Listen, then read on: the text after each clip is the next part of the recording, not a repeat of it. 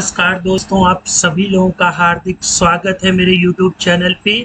दोस्तों, जैसा कि आप लोगों ने थंबनेल में देखा, आज हम लोग पाइथन प्रोग्रामिंग की हेल्प से डेटाबेस को कैसे जनरेट कर सकते हैं, उसके अंदर कैसे टेबल बना सकते हैं, है ना, डेटा को कैसे इंसर्ट कर सकते हैं। फॉर एग्जाम्पल टैली कैसे डेटाबेस को बनाता है, पहले हम लोग ये अंडरस्टैंड करते हैं और फिर पाइथन और एसक्यूएलाइट 3 की हेल्प से हम लोग अपने प्रोग्राम के थ्रू डेटाबेस को जनरेट करते हैं।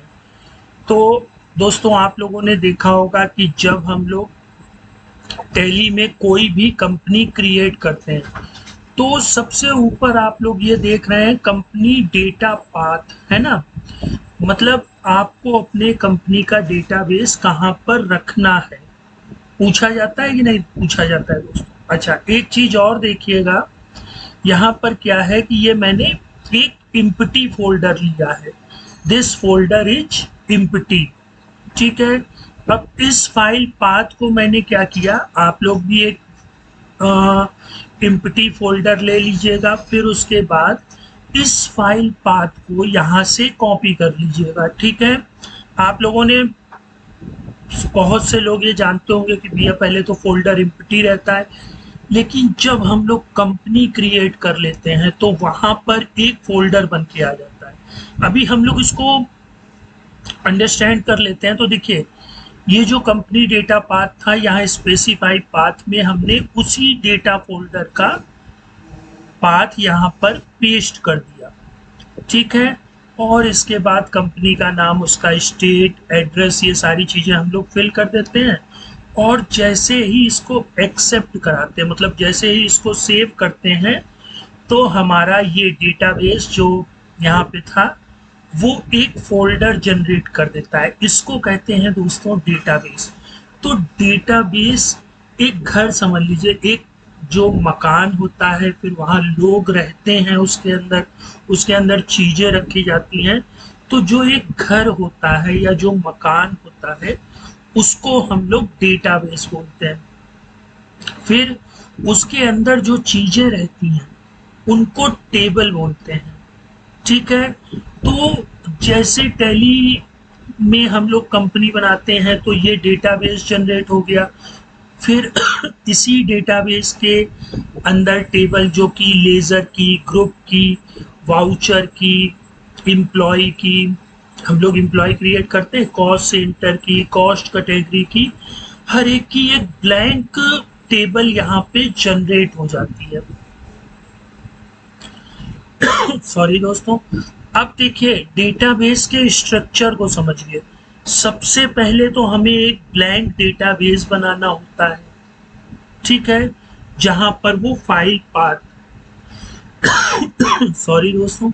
देखिए, जैसे हम लोगों ने अभी टैली में देखा कि उसने अपना एक डेटाबेस जनरेट किया, उसी तरह हम लोग भी पाइथन और एसक्यूएलाइट 3 की मदद से पहले एक ब्लैंक डेटाबेस जनरेट करेंगे, फिर उसमें टेबल बनाएंगे। टेबल इन द सेंस कि हमें किस किस तरह के डेटा को अपने डेटाबेस में रखना है, फिर उन डेटाबेस की लिंकिंग करेंगे, है ना दोस्तों। तो सबसे फर्स्ट इम्पॉर्टेंट होता है कि डेटाबेस का नाम डिक्लेयर करना, टेबल का नाम डिक्लेयर करना, फिर उनके बिटवीन रिलेशंस बनाना, ठीक है। लेकिन ये किस कंडीशन पर, अभी हम लोग क्या करेंगे कि जैसे ही हमारा पाइथन प्रोग्राम रन हो तो हमारे पास एक ब्लैंक डेटाबेस जनरेट हो जाए, ठीक है। तो दोस्तों देखिए, हमारे लिए सबसे इम्पोर्टेंट फर्स्ट चीज क्या है कि भाई, आप लोग जानते हैं कि इस अर्थ पे, इस धरती पे जो भी चीजें हैं उनका कुछ ना कुछ नाम है। पंखा, कूलर, लैपटॉप, घड़ी, है ना, ये तो वस्तुओं के नाम हो गए। मोहन, राजू, शेखर, अनीता, सुनीता, गीता, है ना। तो जितनी चीजें होती हैं इस अर्थ पे, उनके नाम को डिक्लेयर किया जाता है। तो इसी तरह जब हम लोग पाइथन में डेटाबेस को बनाएंगे तो उसका नाम डिक्लेयर करेंगे कि नहीं करेंगे दोस्तों, बस सिंपल है। डेटाबेस का नेम हो गया। फिर इसके बाद जब डेटाबेस के अंदर हम लोग टेबल को बनाएंगे तो टेबल का नाम भी हम लोग क्रिएट करेंगे। और इसके बाद सबसे इंपॉर्टेंट चीज समझिएगा, अब टेबल जो होती है वो 2 डायमेंशनल होती है दोस्तों, ठीक है। 2 डायमेंशनल अगर आप लोगों ने कोऑर्डिनेट पढ़ी हो जहाँ पे एक्स एक्सेस और वाई एक्सेस होते हैं, आप लोगों ने एक्सेल सीट भी देखी होगी तो वो भी 2 डायमेंशनल होती है, ऊपर हेडिंग होती है और नीचे हम लोग अपने डेटा फिल करते चले जाते हैं। इसको इस तरह से समझिए, एक कि टैली में जब हम लोग लेज़र बनाते हैं तो यहाँ लेज़र की आईडी, फिर लेज़र का नाम, फिर उसका ग्रुप लिख देते हैं, फिर जब सेव करते हैं तो वो यहाँ आ जाता है, फिर दूसरा रिकॉर्ड यहाँ, तीसरा रिकॉर्ड यहाँ, है ना। तो दोस्तों इसमें क्या होता है कि आप लोगों ने एक्सेल सीट में देखा होगा कि हम लोगों ने डेट लिख दिया, एम्प्लॉय नेम लिख दिया, मोबाइल नंबर लिख दिया। अब वहाँ पर क्या होता है कि गलती से मोबाइल नंबर की जगह भी हम लोग टेक्स्ट लिख देते हैं, है ना। तो डेटाबेस में हम लोग डेटा के टाइप को भी डिक्लेयर कर सकते हैं। जैसे आईडी हमारी इंटीजर होगी, integer in the sense 1 2 3 4। Name हमारा टेक्स्ट होगा जिसमें हम लोग ABCD और 1 2 3 भी ले सकते हैं। एज हमारी इंटीजर होगी। अब अगर एज इंटीजर हो गई तो यहाँ पर कोई ABCD टाइप करेगा तो वो लिखेगा ही नहीं। ये होता है मेन मकसद डेटा टाइप का, ठीक है दोस्तों। अच्छा, अब हम लोग फर्स्ट चीज समझते हैं, हमें डेटाबेस बनाना है। तो डेटाबेस किस पर बनाना है, सबसे पहले तो ये विचार आएगा। देखिए दोस्तों, आप लोगों ने MS एक्सेस का नाम सुना होगा, नहीं सुना है तो BG अकाउंटिंग सॉफ्टवेयर का नाम जरूर सुना होगा। BG वालों ने क्या किया है कि उन्होंने अपना जो बैकएंड है, जो डेटाबेस है, वो SQL सर्वर में भी लेते हैं, MS एक्सेस में भी लेते हैं, ठीक है। लेकिन अभी हम लोग क्या कर रहे हैं, SQLite 3 जो कि एक लाइट वेट सर्वरलेस डेटाबेस होता है उसका यूज कर रहे हैं। तो भाई जब तक हम लोग इंपोर्ट नहीं करेंगे अपने प्रोग्राम में, ठीक है, ये बनी बनाई लाइब्रेरी आप लोग इसको समझ लीजिए कि डेटाबेस SQLite 3 बनी बनाई लाइब्रेरी होती है, पाइथन में मौजूद होती है। बस इसको सिंपली क्या करना होता है, import. Import is the keyword. Import क्या होता है, एक कीवर्ड होता है, और SQLite 3 क्या होता है, हमारा लाइब्रेरी होती है। तो इंपोर्ट SQLite 3 मतलब क्या हुआ कि हम लोग SQLite 3 पर वर्किंग करने जा रहे हैं, ये पाइथन को बता देते हैं। अब पाइथन चौकन्ना हो जाता है, वो SQLite 3 से संबंधित जितनी भी कीवर्ड होते हैं, जितनी भी फंक्शनैलिटी होती है, वो सारी कंप्लीट कर देगी। लेकिन कब, जब हम लोग इंपोर्ट SQLite 3 अपने प्रोग्राम में लिखेंगे, ठीक है। तो ये जो दोस्तों फर्स्ट लाइन है, अगर इसमें कहीं कोई प्रॉब्लम हो तो नीचे कमेंट बॉक्स में जरूर कमेंट करिएगा। अच्छा, अब दूसरी चीज दोस्तों इसको समझिएगा। सबसे पहले SQLite 3 डॉट कनेक्ट, फिर ब्रैकेट और comma example dot DB comma close bracket close, ठीक है। ये SQLite 3 डॉट कनेक्ट ये क्या चीज होती है, आप लोगों ने अलजेब्रा पढ़ी है तो स्क्वायर रूट जरूर पढ़ा होगा। Square root 4 is equal to क्या होता था दोस्तों, अगर अंडरस्कोर स्क्वायर रूट और हम लोग 4 लिखते थे तो वो 2 आ जाता था। आप लोगों ने a प्लस बी का whole of square, a square plus B square plus 2ab पढ़ा होगा, है ना। तो ये भी एक फार्मूला है, SQLite 3 डॉट कनेक्ट एक फार्मूला है। ये क्या करता है, ये हमारे प्रोग्राम में डेटाबेस को जनरेट कर देता है, ठीक है। SQLite 3 डॉट कनेक्ट और bracket open bracket close, comma open comma close, और इसके बीच में आप लोग डेटाबेस का जो भी नाम रखना चाहें वो लिख दीजिए, डॉट DB लिख दीजिए, ठीक है। तो SQLite 3 dot connect example dot DB, तो ये क्या करेगा कि जहां पर पाइथन प्रोग्राम सेव होगा वहां पर एग्जाम्पल डॉट DB नाम से डेटाबेस को जनरेट कर देगा। अब ये CONN क्या है, ये दोस्तों वेरिएबल है, ठीक है, मैंने आज आपको दो चीजें बताई, एक कीवर्ड और दूसरा वेरिएबल, और तीसरा लाइब्रेरी, चौथा फंक्शन, है ना। सबको एक साथ मैं फिर से आपको रिपीट कर दे रहा हूँ। देखिए, पाइथन के कीवर्ड के लिए आप लोग गूगल भी कर सकते हैं, है ना। एक कीवर्ड की लिस्ट निकाल लीजिए, जैसे DEF भी कीवर्ड होता है, जब हम लोग बटन में क्लिक करें तो कोई फंक्शन परफॉर्म हो। ठीक है, तो इंपोर्ट एक कीवर्ड होता है जो फिक्स कर दिया जाता है कि ये पर्टिकुलर वर्क के लिए होगा। इंपोर्ट मतलब आप किसी लाइब्रेरी को, बनी बनाई लाइब्रेरी को अपने पाइथन प्रोग्राम में यूज कर रहे हैं। ठीक है, अच्छा, SQLite 3 क्या है? एक लाइब्रेरी है, बनी बनाई लाइब्रेरी होती है। हम लोगों के टास्क को सिंपल बनाने के लिए पाइथन में लोगों ने बहुत ही बेहतरीन बेहतरीन लाइब्रेरी बनाई है। एक्सेल से खेलना है तो ओपनपाई एक्सेल, डेटाबेस के लिए SQLite 3 है, MySQL सर्वर है ना। और अगर टैली से संबंधित कोई वर्क करना है तो PyODBC है, PDF से करना है तो PyPDF है। इसी तरह की अनगिनत लाइब्रेरी पाइथन में मौजूद हैं, और जो पाइथन के डेवलपर हैं वो इसमें और स्टडी करके लोगों के लिए लाइब्रेरी बना रहे हैं। अब लाइब्रेरी हम लोग भी बना सकते हैं, और जो पिप पाई में होता है उसमें इंस्टॉल भी कर सकते हैं। जैसे आप लोगों ने देखा होगा पिप इंस्टॉल ओपन पाई एक्सेल, तो ओपन पाई एक्सेल किसी ने बनाया और पिप पाई में डाल दिया। अब उसको ग्लोबली, मतलब पूरी अर्थ में किसी भी सिस्टम से हम लोग पिप की मदद से उसको अपने सिस्टम में इंस्टॉल कर सकते हैं और फिर इंपोर्ट कर सकते हैं। ठीक है, कौन कौन क्या है? एक वेरिएबल है, variable x is equal to 2, then what is the result of x plus 3?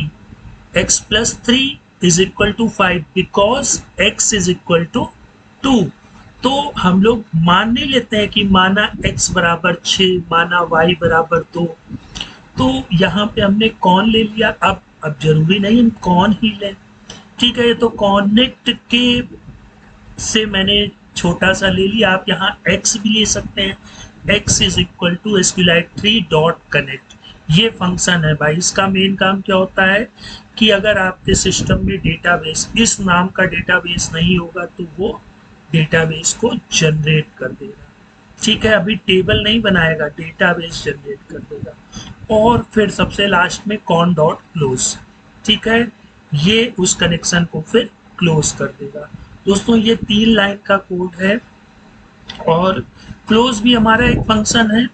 ठीक है, जो कि इसको क्या करेगा, क्लोज कर देगा। कौन मतलब दोस्तों क्या है? कौन मतलब ये पूरा है।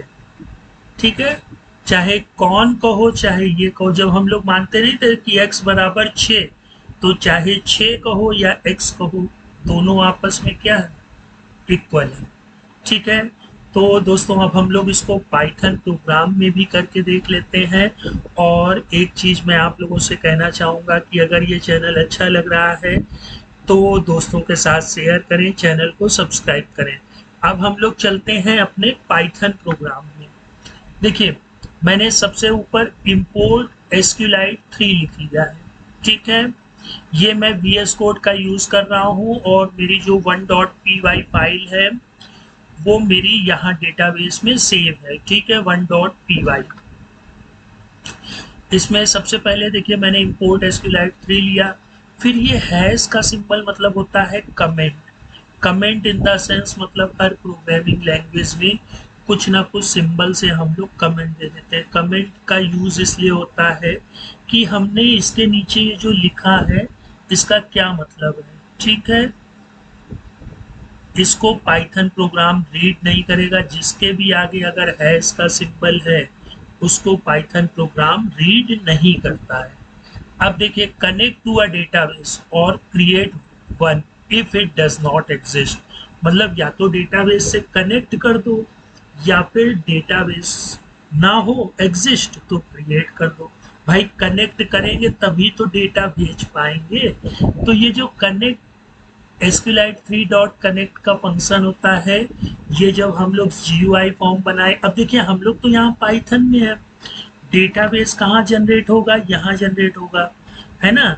तो दोनों में लिंकअप कराना, मतलब इस प्रोग्राम में जो यहाँ भी डेटाबेस बनेगा उसमें लिंक करा दो, अगर मौजूद है, अगर मौजूद नहीं है तो उस नाम का डेटाबेस क्रिएट कर दो।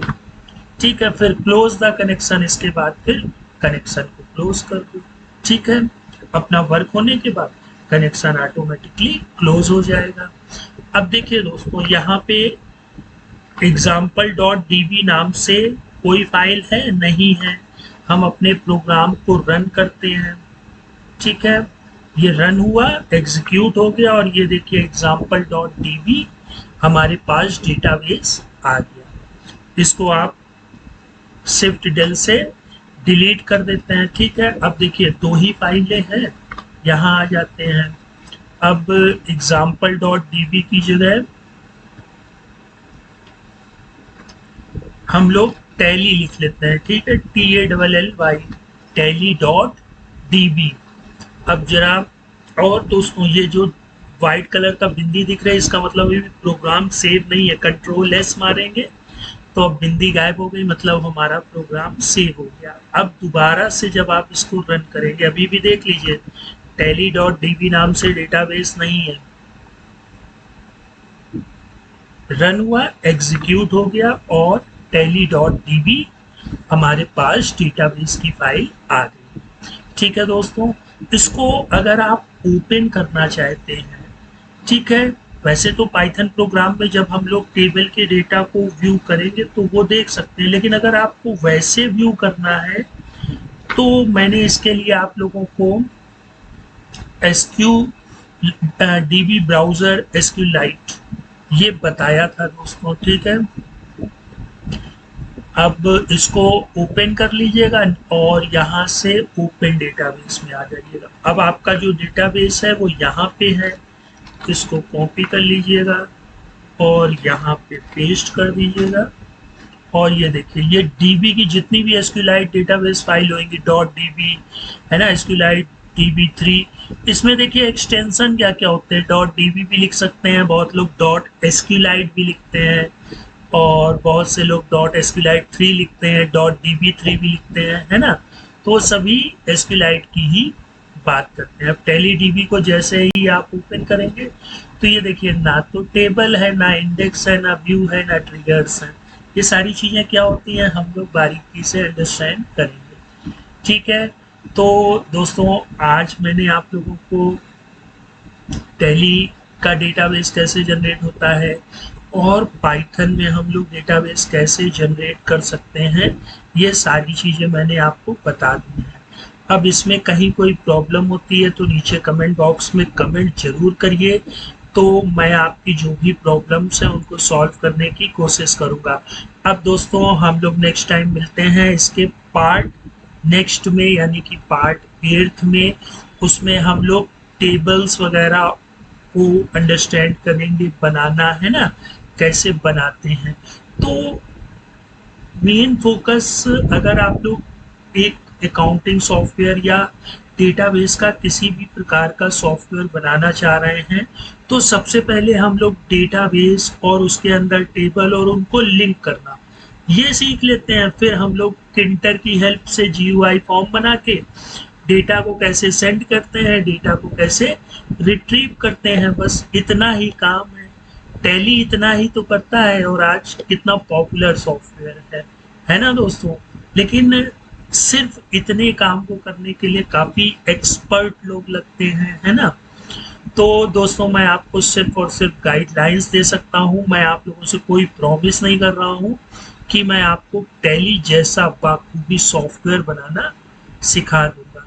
लेकिन अगर आप लोग मेहनत करते हैं, मेरे YouTube चैनल को वॉच करते हैं, मुझसे इस चीज़ के संबंध में क्वेश्चन पूछते हैं, गूगल भी करते हैं, और भी सोर्सेस से आप लोग पाइथन और SQLite3 के विषय में स्टडी करते हैं, लर्न करते हैं, तो आप लोग इस चीज़ को 100% अचीव कर लेंगे।